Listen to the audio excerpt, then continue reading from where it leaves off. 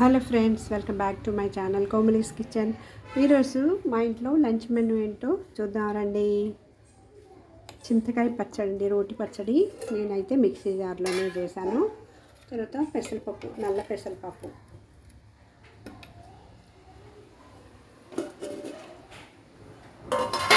తర్వాత దానికి కాంబినేషన్గా potato fry, next curd, so as usual rice.